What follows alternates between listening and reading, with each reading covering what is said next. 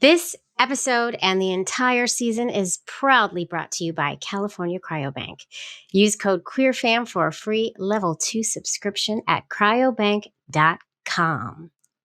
Love is love on the Queer Family Podcast. Love is love. We've worked with California Cryobank to try and figure out how we get them over the hump with finding Black donors, with understanding how it impacts our families. And so we're grateful for them as partners, because now I can even say there are more than 3 now. Yeah. If we were to go to search, there are more than 3. They're we're trying. grateful for that. They are. And, they're definitely trying. There is a push in the right direction. Well, hello. Welcome to the Queer Family Podcast, the show all about family, but with gay. My name is Jaimie, and I'm your host. And you are tuning in to season 14, y'all. The first episode of season 14. OMG. If you had told me 6 years ago that this little podcast would still be going strong today, I would have laughed in your face. I really would have. But here we are, 14 seasons in and still going strong. And as many of you know, it's been a rocky road. There have been many moments when I was ready to throw in this towel. Some host breakups, lack of sponsors that were aligned with us, trolls hating us on the social. But then you all come through and you reach out and you all continue to listen and you continuously remind me why I do this. And it's for you and it's for this beautiful community. And I just can't believe we're still going strong. And I'm so proud. I am so proud. And what I'm also proud about is we have a sponsor, y'all, for the entire season, California Cryobank. Yes, thank you so much. And I cannot tell you how excited I am that this is a company that I wholeheartedly believe in and a company that is doing wonderful things for our community and a company that I think that you all will appreciate. You know, I set out when Robin left over a year ago to only take on sponsorships that I knew were fully aligned with us. And it has been rough, y'all, but it's finally happening. I'm so proud and I'm so happy. And I love all of you. I love all of you. And as you all know, this show's mission is to highlight, uplift, celebrate, and normalize LGBTQIA+ families in all of our beautiful identities. And this episode right here is doing just that. Let me tell you who our guest is. I had the privilege of sitting down with Mia Cooley, a proud queer mom, of course, and founder of XHood, a community for Black queer family building and nurturing support. Mia is a badass. I love Mia. This conversation is bomb. We talk about blending families, breakups when kids are involved, and all the good things Mia is doing for the community. You're going to love it. But before I roll that tape, of course, I have some things to talk about. I need to thank our newest Patreon member. Thank you, Morgan Schumann. You rock. I love you, Morgan. I couldn't do this without you. And if any of you listening at home or watching on YouTube have a couple of extra cents lying around, you too can become a Patreon member and get some bonus content. You're just going to go to patreon.com/the-queer-family-podcast, pick a tier that works for you and join. Please do so. It means the world to me. Oh my God. I love y'all. I love y'all. I love y'all all. Now I need to give a little listener shout out before I roll the tape. I got the loveliest email the other day in response to the episode with Kara Cochran. I just need you to hear it and you're going to see why I wanted to share it. It reads, "My name is Haley and I live in Australia. I've been listening to your podcast for a while now, but this week listening to Kara Cochran's coming out story gave me a little bit of hope again. Her story sounds very similar to mine. I'm 32. I came out as a gay woman to my parents and everyone else at 30 years old, told my sister at 29. I dated my first girlfriend who I was head over heels for, although she was extremely toxic and manipulative, and she used me coming out later in life against me in many toxic ways. I'm so sorry. But listening to Kara's story, knowing other women have gone through something so similar too, gives me hope again. Love your podcast. Thank you so much." Oh, Haley, thank you. Thank you for that lovely email. And, I'm just so glad you reached out and explained how an episode resonated with you. I never know how these stories are going to resonate. So I love hearing from you all. And Haley, your toaster should be arriving soon. Welcome to the club. Gay's the way to be. And if any of these episodes resonate with any of you, I want to hear from you too. You can email me, you can DM me on the socials at the Queer Family Podcast, and you can even send a voicemail or a text, y'all. The number is 646-470-1840. And you might have a chance to be featured on the show. There's so many ways to find me. So many ways. And y'all have really been reaching out. I have a lot of listener feedback to share, but I can only do so much in one little intro. So you're going to have to wait to hear the others, but they're coming. They're coming. I love you all. I love you all so much. Speaking of love, you got to vote. You got to vote for my show at signalaward.com. I should say we are finalists for 3 Signal Awards, y'all. The Family and Child Raising, LGBTQ, and Listener's Choice categories. This is huge because first of all, this is the first time we have been recognized in a category other than LGBTQ. And I want to win that shiz. I want to win that shiz so bad. So in order to win the Listener's Choice, I need y'all to vote for this show in both the LGBTQ and family categories. And that's how we get bumped into the Listener's Choice. So the more votes we get in those 2 categories, there's more of a chance that I'll take the Listener Choice. And I want to take all 3, obviously. So you're going to head over to signalaward.com. You're going to search for the Queer Family Podcast, and you're going to vote in those 2 categories. And if you can't find it, because it is a little tricky on the website, you can go to my link in bio in Instagram at the Queer Family Podcast. And I have both categories linked out for you. So I made it super simple and easy. So go do that, please. Vote, vote, vote. Vote like your life depends on it. I love you guys. I really do. Oh my God. All right. I have to roll this tape. Helen and Beulah and Nicole are standing at the ready to roll this beautiful tape, to push that button. Nobody pushes a button, and nobody is in this room with me except me and the rain. It is crazy outside. All right. Let's hear Mia's story. You're going to love it. Thank you so much. All right, Helen, Beulah, Nicole, my lovelies, roll that tape. Thank you so much. Queer Family Podcast. Love is love. Hi, Mia. Hi, Jaimie. It is such a pleasure to have you here talking to the Queer Fam Squad. It's like awesome. I'm very excited. I missed you. It's been way too long. All right, y'all at home. We reconnected recently at Night at the Pier. The Night at the Pier. This wonderful, amazing celebration of all things queer families. It was beautiful. And Mia came over to me and was like, hey. And I was like, wait a second. How do I know you? Because we had interviewed you a long time ago. A long time ago. Yeah. So we need to do like a full recap. But for everybody at home who's listening, they all know that I butcher introductions. So what's going to happen right now is you're going to give us your 30-second elevator pitch of who you are and why you're talking to the Queer Fam Squad. And I'm going to put up a timer, but you don't need to get nervous because I'll never cut you off, and it's all in love. Okay? Okay. All right. On your mark, get set, go. Hi, everyone. My name is Mia Cooley. First and foremost, I'm Nova and Noir's mommy, and I'm also the founder of Exhood. It's like parenthood, but a little bit more choose your own adventure because we get to do that as queer people. We provide family building and nurturing support to Black and Brown parents and intended parents, and I'm just happy to be here. Boom. That was under 30 seconds, so you are definitely a pro, Mia Cooley. And you got it all in. I did get it all in. And Mia, you are one of the folks who is doing the good work. You are a trailblazer.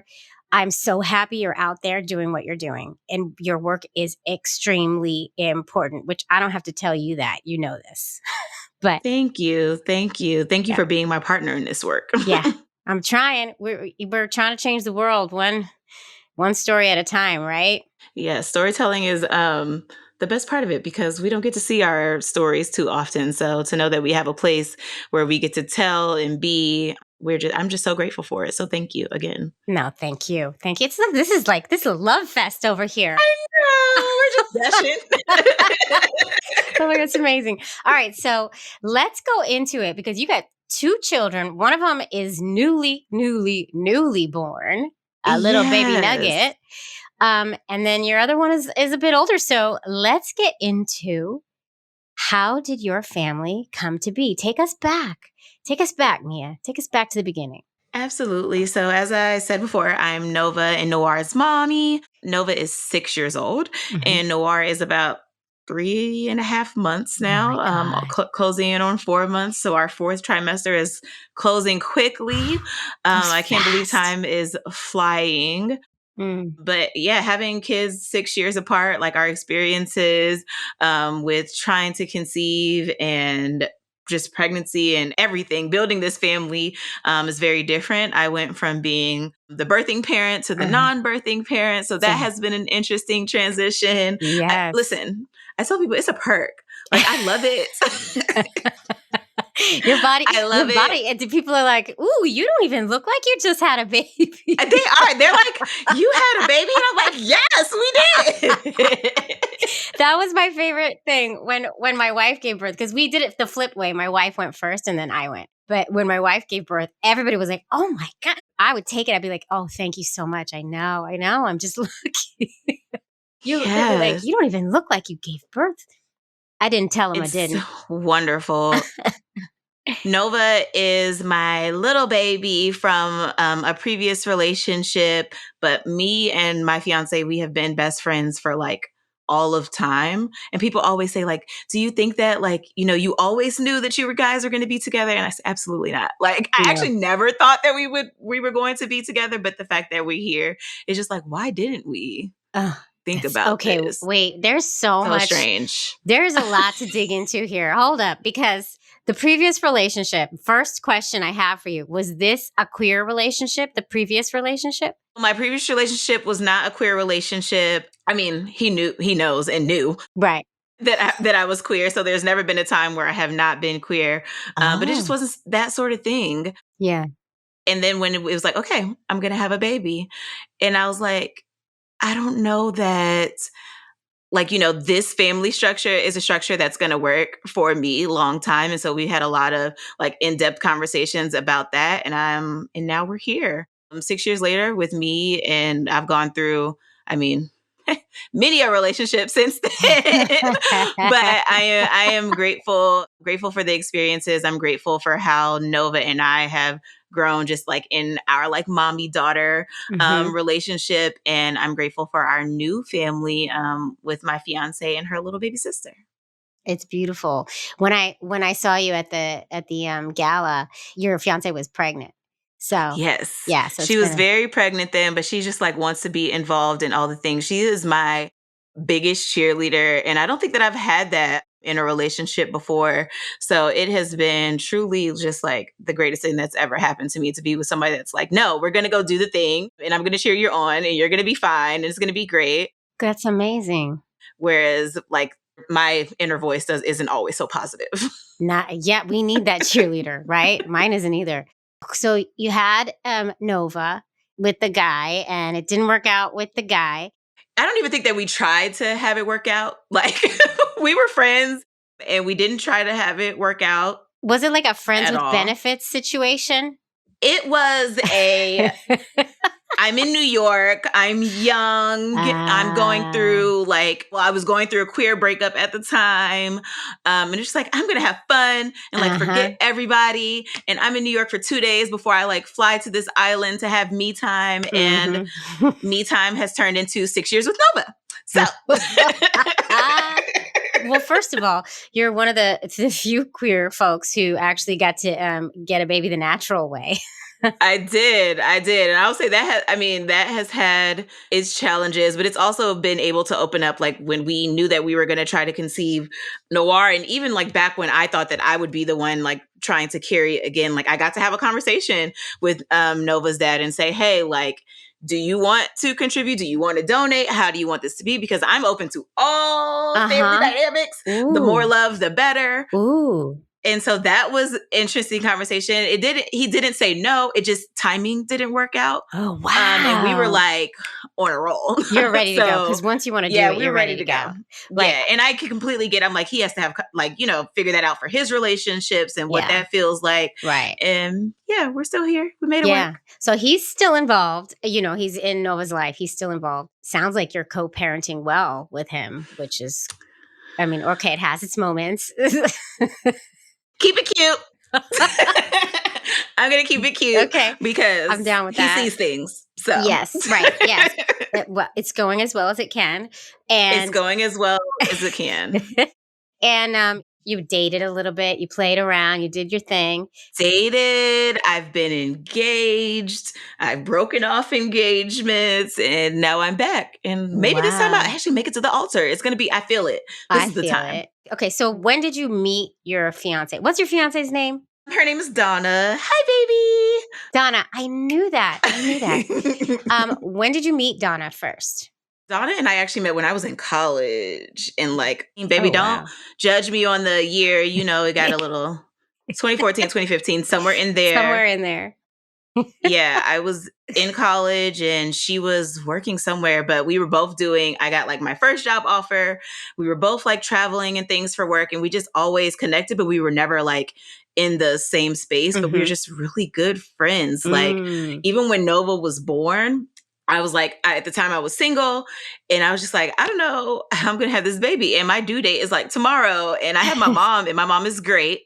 Moms are awesome, but Moms my are mom can awesome. be a little like high strung. And so I like really just needed some calming energy because I was already freaking out. And Donna literally drove 10 hours from Atlanta to DC where I was so that I wouldn't have to be alone with the birth. And it was like, now looking back on, I'm like, all the things in the universe come together in very mysterious ways. But you didn't Yes. see it at the time. Like, was there I did not attraction? see it at the time. You didn't see the attraction. I mean, of course there was. I always thought that she was attractive, but we always like really liked similar things, like similar books, similar movies, just really easy conversation. But like I said, we were both doing our own thing. Like I was Mhm. dating, she was dating, she got married. Like it was just never like, okay, this is not that sort of thing. Right. And then when it was like she was going through her divorce and I called off my engagement, it was just like, why not? We spent some time together, and we were just like, this actually does work. And maybe we just needed the space and the time to align for it to come together. And that was just so easy. And I just like, I've never had anything so easy.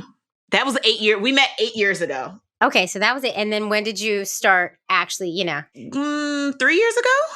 Okay. Nova is 6. Yeah, 3 years ago. And so she's kind of always been in Nova's life then. Yeah, Nova has always known who she was. Like my first like trip away, like after I first had Nova, I think Nova may have been 5 or 6 months old. She came and watched Nova for that so that I could go on a trip with someone else, just because we were just good friends. And so people like look when we post pictures and things now of her with Nova when she was little, they're like, what? Right. And we're like, we swear, like we didn't know that this was going to be. And I think it was also probably really good that we did not try anything before we did. Right. You needed to get there when you needed to get there. When you finally started being in a real relationship, how did you bring Nova into that?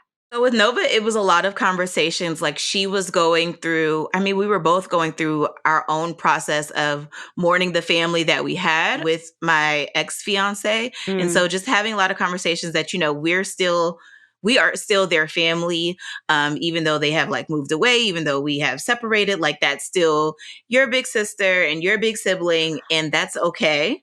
Oh, so there were other kids. Yeah, so we had 2 older kids that I don't get to see as often, but we still talk all the time just because they have moved away. But Nova still talks to them all the time too. So she knows who they are. She misses them dearly. I miss them dearly. But it was a conversation of like, our family looks different now. And I just asked her questions because I just feel like we don't give kids enough credit for how much that they can express their feelings, especially Nova. She's really good at expressing her feelings. And so I asked her, like, how do you feel about Donna? How do you feel about mommy and Donna? How do you feel about you and Donna? Like, what does that feel like for you? And she's just like, Donna loves me. I love Donna. And I'm like, okay. But she's like, at the time, Donna was still living in Atlanta. And she was like, but Donna always leaves us. And I was like, good point. Donna does always leave us. And so we then have the conversation like, she doesn't live here, but like we're going to figure it out, because I also am not, it's not feeling great for her to have to leave all the time, even though our schedules were really flexible. And so Donna was able to make it work, and her job was able to transfer her here where we are. And it's been amazing ever since, now that she doesn't have to leave us anymore. Yeah, she's there with you. I never thought about, you just made me think about something that I've actually never thought about in depth. The fact that when you do blend families, right? And you bring that new person into your child's life, or the new people in your case, into your child's life. And then that family breaks up, or you break up with that person and the family breaks up, the child is experiencing a breakup as well. I never thought about this, but I know that that's like why we take lots of special care in how we bring new people around our kids. Even my older kids, like we've had conversations recently about like things that happened, like I said, 3-4 years ago at this point, but now they're older and those feelings are still there. They're like, okay, they call me Mom Mia. They're like, Mom Mia, like what happened? How do we like get back to where we are now? Because now they're, preteen, but I had this conversation with a teenager and I was like, listen, we can make this look however works best for you, whatever you feel like you need or want. Our teenager is closer to me than our preteen is. And so it's a little bit easier for me to have access to them than it is with the preteen, because they're living in 2 separate places right now. But I have just really, when they called, I just was like almost broke down, because they're like, I know that we text and we call and we check in and I catch you up, but it just like still feels very different than like when we were all together. And I want to know, like, is it okay if like you're still my mom? And I'm like, absolutely. Like, I would love that. But I didn't want to like make them uncomfortable, because again, they had to process their family breaking up as well. So it has been a long process, but I'm grateful for where we are today. Oh, that's good. That's some perspective too. Was this also a queer relationship? Yes, this was also a queer relationship. They also have a dad as well. So it was already like a lot of cooks in the kitchen. And so I just wanted to make sure that I was like being respectful of like, sometimes you don't want another parent. I'm like, I'll be whatever you want me to be. Right. Wow. Yeah. There's a lot to think about when it comes to these modern families of ours, right? Yeah. But they're beautiful. They're freaking beautiful. Yep. I should have asked this before. I never asked. How do you identify? Do you identify as a lesbian? I identify as pansexual, even though like I can never see myself in a non-lesbian relationship. I don't know. I just feel like, okay, initially I started this because like with how Nova was conceived, like people had questions. I'm like, rightfully so. I don't know. I know that I don't want to ever be in a relationship with a cisgender man. Right. I know that for like 100% facts. Right. But anything else? I'm open. Yeah. So you're pansexual. That makes sense. But when it comes down to the nitty gritty of like day-to-day life, you prefer the company of a woman. All right. I feel you. I get it. I totally get that. Okay. So we bring Donna into the fold. Donna comes and stays. And when did talk of baby making for number 2 come to the table? Pretty quickly, actually, because I knew that Donna really wanted to have another baby. And so did I. I've always wanted to have like a bunch of kids. Now I'm like, maybe 2. But I always knew that I wanted to have a bunch of kids. So we had the conversation pretty quickly, because I was like, neither of us really have time to be playing around. And if you don't want kids and I don't want kids, and I do want kids, then we can just continue being friends how we've always been. So it doesn't need to be that. But one of the big things that I knew that she wanted was to have another baby. And so we had the conversation pretty quickly about what timing would look like, what finances would look like just what, with us already blending, how much time we needed to give our like threesome before we tried to expand, to make sure everyone was feeling good in their places in the family. And then we knew we had to talk to Nova about it. But she was like, I want a sibling now. Right. She wanted a little brother. As of right now, does not have that. So we had the conversation, and then we had to have the conversation on like, okay, who's going to carry? And I was like, I really don't want to. I really, really don't want to. You've done it once. Like, you already I will did do it. Yes. I was like, I will do it. Like if for medical reasons, like I have to. or if it's a better choice, or we think it might go smoother, cheaper, quicker, or whatever. But that actually didn't end up being the case. We did all the like testing and things, and she was just in a lot better position to carry than I was. And then she also wanted to carry because she's older, a little bit older than I am. But, and so she was like, okay, if I don't do it now, I don't know that I want to do it later on. So I was like, even better, have at it. So she didn't have an aversion to carrying. You know, sometimes. No, she didn't have an aversion to carrying. That's good, because sometimes in our relationships, one of us has an aversion to carrying, you know, and then so the two I was the one with the uteruses aversion doesn't to help out. carrying. Right, true. Yeah. And you already did it once. So that worked out Yes. well. Okay. And then what happened? So we had the conversation, and then we had a timeline that we wanted to work within. We were like, okay, the next fall, we will start looking and start tracking and doing all the things. We actually started a little bit early here because we found a doctor that just had some time and space in the calendar, one that like really felt like she fit us, which that wasn't the case with everyone that we spoke to. So we were like, okay, well, we really like Dr. Sue, so let's just go this route. It feels good. And things had calmed down for me a little bit Exhood wise. Well, what I thought had calmed down for me Exhood wise at that time. You're very busy. We're going to get into Exhood because you are very busy, Mia. Like doing all the good things, but you're very busy. Yeah. And so we also wanted to give ourselves like a little, like what we thought we would have a little bit of cushion, because we're like, oh, we're probably going to try. It's going to take like 6 months, like a year, maybe a year and a half before anything happens. Oh. No, it did not take that at all. I guess you chose the right uterus. Yes, we had like, I felt like we had backward problems. Like we had too many mature follicles and too many eggs that were ready. And then we had to wait for a time where she didn't have like 5 or 6 eggs that were like ready to go. I'm like, we're not having 5 kids. I don't even want the possibility. Let's take it back a notch, because I want to know, what did you do about sperm? I mean, I know you talked a little bit about a known donor because you did ask Nova's dad.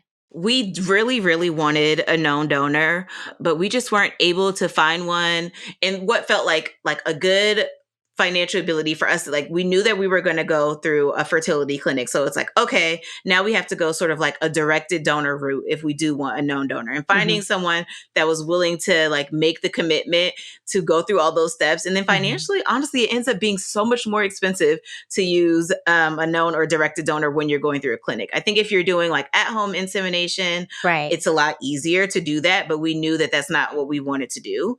We just wanted everything to be monitored by a doctor. So if something did go wrong, we can make like easier pivots and have that like additional medical support. You get the science, right? Get the science. We're like, okay, we really want to get this down. And I mean, it did work out for us, but we ended up going through a bank with our one quality that is someone that was going to be okay with being ID'd. We're like, okay, if we can't get a known donor, the very next best thing for us is to go with someone that's okay with being ID'd. Yes. So that automatically filtered. I know things have changed.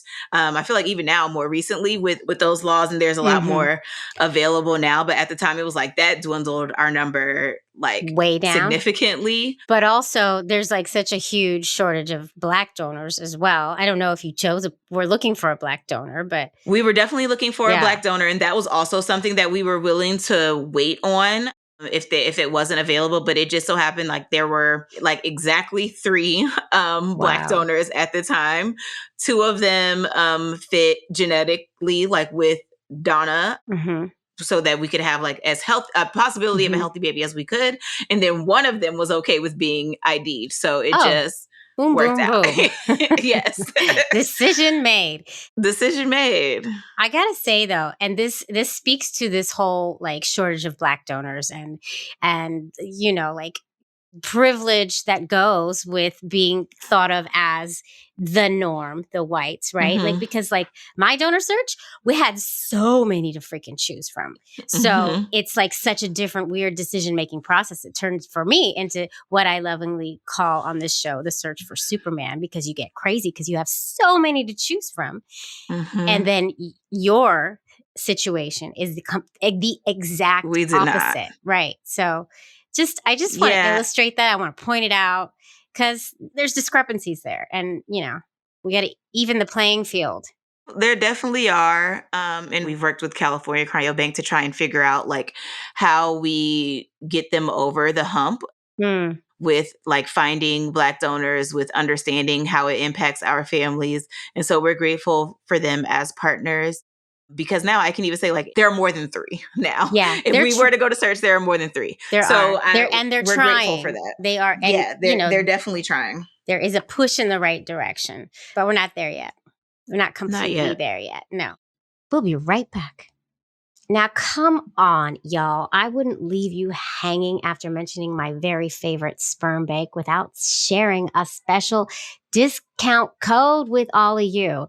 California Cryobank is a full-service sperm bank, and for over 45 years, California Cryobank has proudly helped tens of thousands of LGBTQ plus clients create the family of their dreams.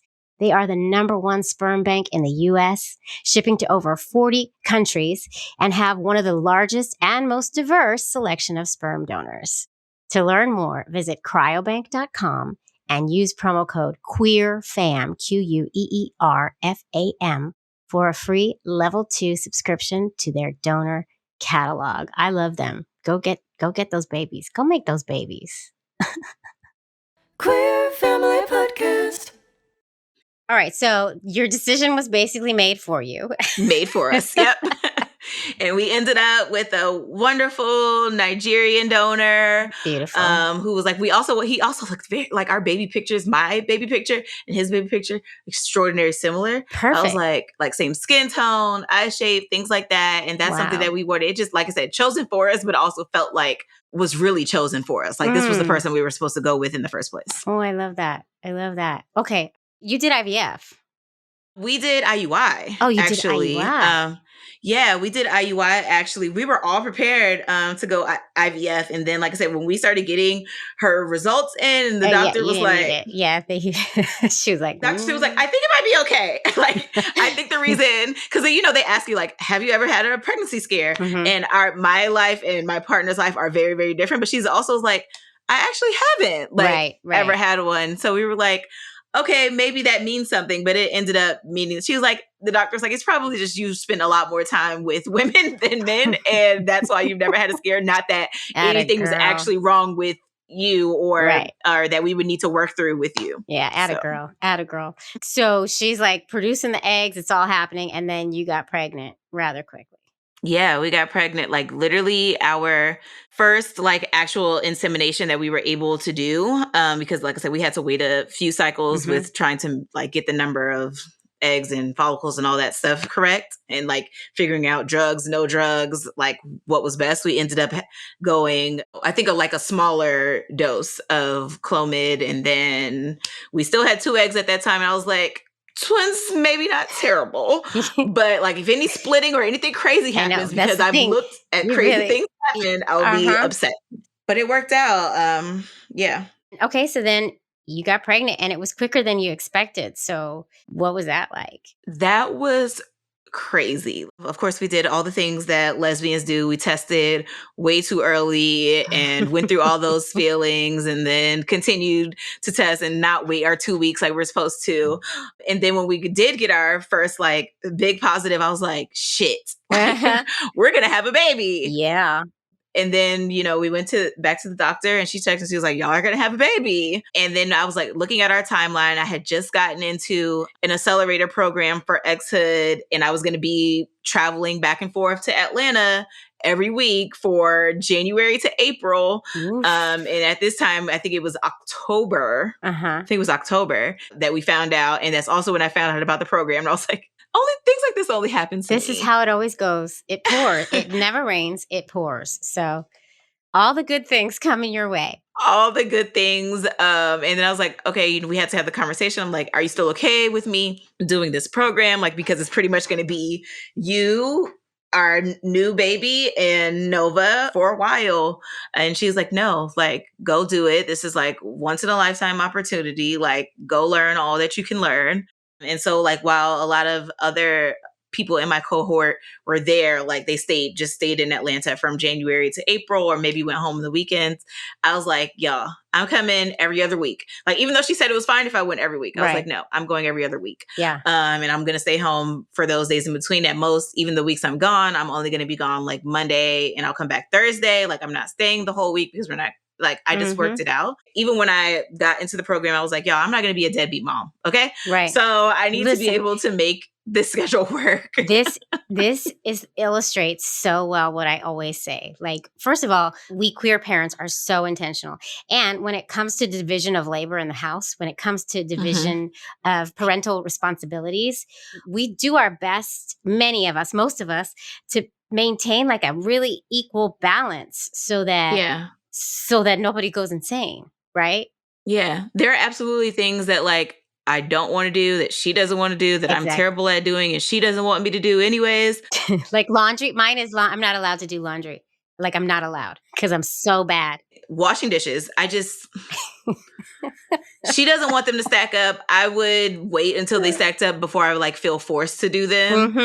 And then trash, I'm forgetful. So like, if you're counting on me to put the trash out the night before trash day, I'm not going to remember that it's trash day until they're picking up the trash and I'm watching and then you're them running out of the window, and then I'm trying to catch them. So she takes care of those things, like anything that has to happen like on the schedule. But people are also like, they've been asking like how we have like managed with the baby, and she's breastfeeding. And I'm like, we still take shifts at night because it works.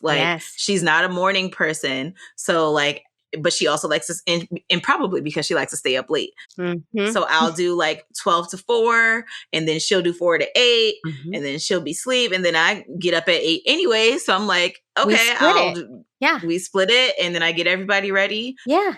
This is what I'm talking about. It just works. Yeah, because like we break the mold. Like we already broke the mold when we made our family, right? So we get to decide who does what. We don't have this crazy weird societal norm in our psyche of like we're supposed to be it's so primary thing. Exactly. I saw there was this TikTok video. I was scrolling TikTok as you do late at night, and there was this one that said nights with a newborn, right? And it was just she had just like filmed the entire night, but like in fast motion of the amount of times you get up with a newborn and then feed and then put the baby back down. Did the husband move a finger the 5 times this woman got up and was yawning and like doing all, at one point he rolled over and like tapped her. Hey, your baby is I love highlighting the equality we show in the household because there's something special to it. And then it also illustrates the fact that I say that queer families are better than everyone else. So we just are.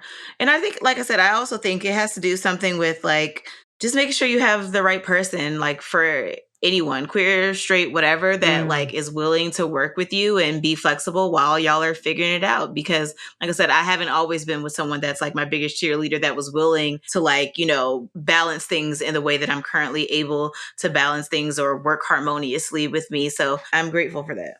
I love it. That's a good point too. You do have to pick the right person. Yeah. And listen, disclaimer to everybody listening. I don't think all straight families don't do it like us. I just want to put that disclaimer out there. I just like to make the joke that we're better. Possibly. There are some great, straight daddies out there really doing their fair share. So, good job, guys. So if anyone wants to co-parent with us, let us know.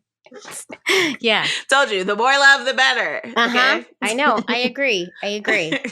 So I do have one question before we get into XHood and like the amazing work you're doing. Because I was thinking about it as you were talking. So you have, and if you don't have an answer for this, like if I wouldn't have an answer for this, but I'm going to ask it anyway. You have one daughter who has a dad in the picture, and then now your new baby is donor conceived. So I'm sure you're going to talk to your daughter about donor conception and all the things. And because the baby's going to grow up seeing Nova's dad here and there, have you thought about what that's going to look like and what the conversation is going to be around that whole thing? Yeah, we plan on making her feel extra, extra special. Yeah. Like, Nova, all things considered, was not planned for. Mm-hmm. So are just going to plan to let her know that, like, we chose and planned for you because we wanted that. And then just make sure Nova doesn't feel any type of way about that. But it's honest and true. You get an extra parent, okay? So like you can let your little sister have something.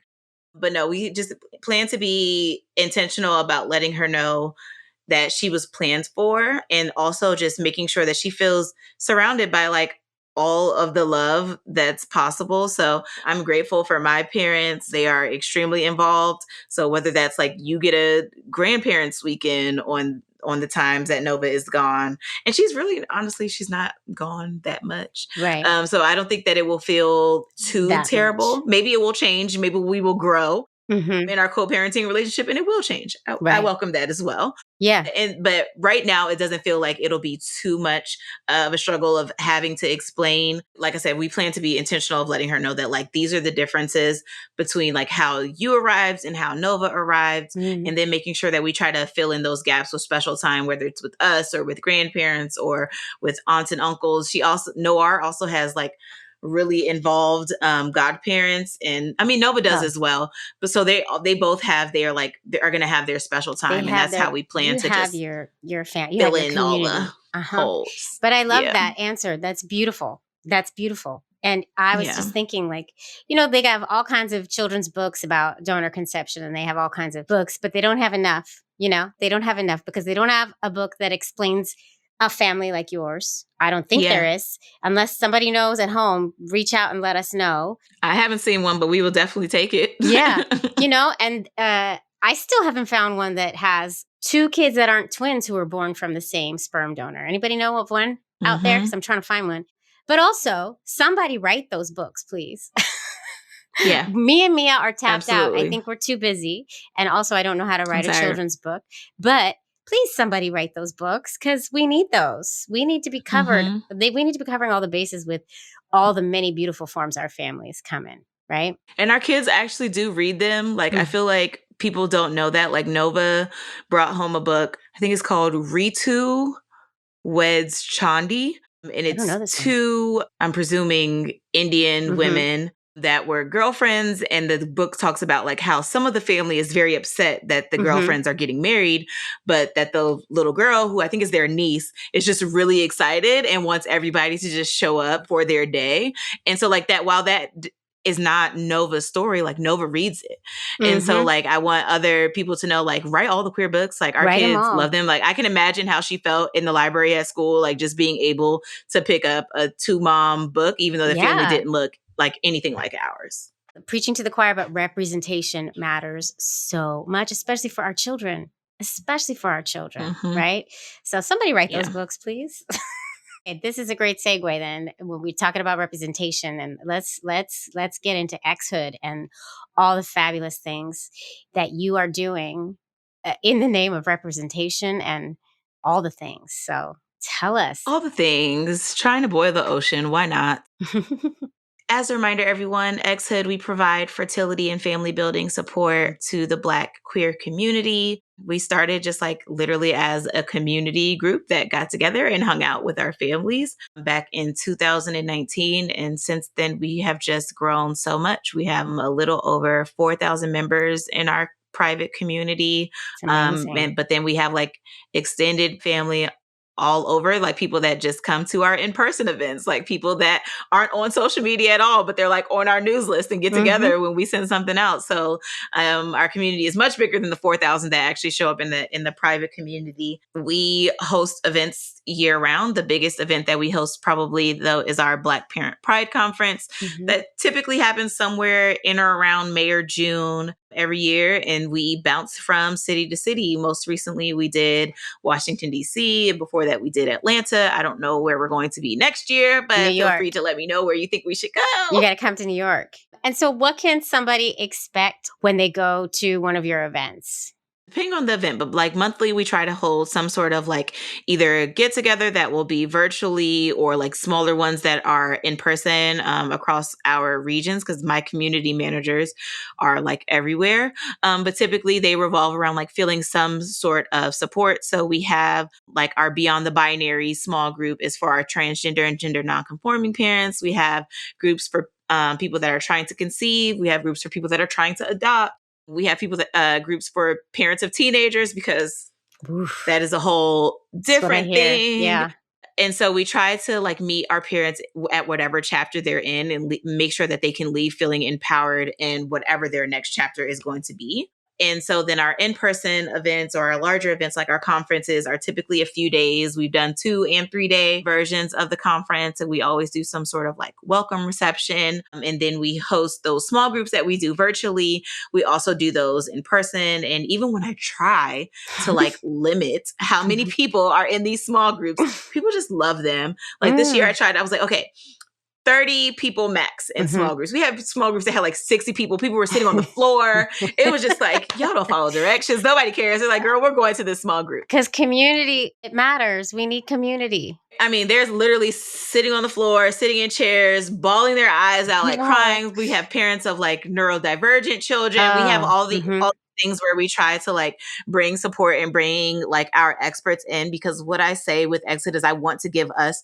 the gift of community, but the community isn't always just like me as like an internet auntie. Sometimes you need a doctor or a therapist, or like we've had sexologists come in because a lot of us are married and partnered and have been for like a very long time, and we're trying to figure this out. Yes.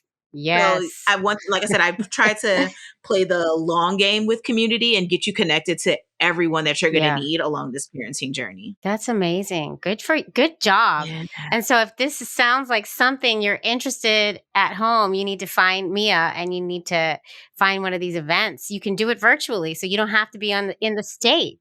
Yeah, you can do it virtually. It doesn't have to be, you don't have to be in the state. We're actually going to start up in the fall, like a more of a cohort style for our small groups. So I want the members to be able to be together for like 4 to 6 weeks over the fall so that they can feel like a progression in their journey and have a little bit more structure to the conversations and the resources that they're receiving, which is something that's going to be a little bit different for us. Typically, they're like one-off and they're like as people kind of voice the need for it. But I'm trying to be more proactive than reactive in this coming year for Exhood. That's great. Good job. Good job. So where can everybody find all the places that you can find Exhood?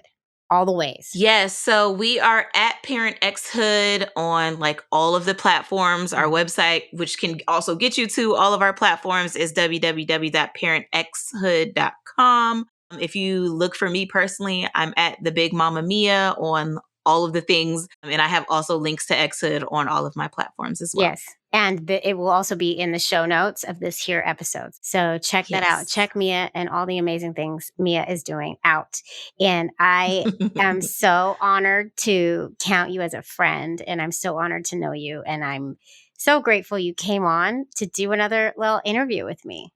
Thank you. Thank you for catching my life update, my organization update. Thank you for making space. I'm so glad that I got to see you like in person because we hadn't had the opportunity to do that. I know. So I like to believe that it wasn't a matter of happenstance, that we were meant to be in the same place at the same time. I agree. And I think we need to put an event together. That's what I think. Yes.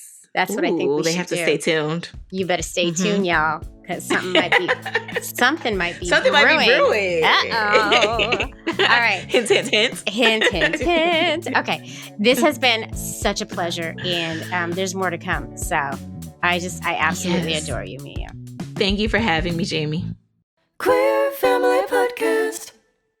A special thanks once again to our sponsor, California Cryobank. Don't forget, y'all, use that code QUEERFAM, QUEERFAM, for a free level 2 subscription to their donor catalog. Go make those babies, y'all, and then come tell me about it. Go make them. Go ahead. Love is love. Well, folks, I hope you enjoyed this episode. Feel free to listen to another one right now. We have so many episodes to choose from, so just pick one and go, or pick the one that pops up on the screen if you're watching on YouTube. Go for it. So much beautiful goodness out there. And also, listen, this might be your call to action. If you've been thinking about, oh God, she hasn't told my story. I want to tell my queer family story, or I think this story would really resonate with the audience, but you haven't gotten the courage to do it. This is your call to do so. You're just going to email me at thequeerfamilypodcast@gmail.com. And you're going to tell me a little bit about your story, and maybe you'll come on the show. I want to hear all the stories. I want to hear from everyone, because you know what? Our families are freaking beautiful. And that's what I'm going to leave you with. Our families are freaking beautiful. So thank you so much for tuning in. Continue to do so. Share it far and wide. And I'll see you next time. Thanks so much.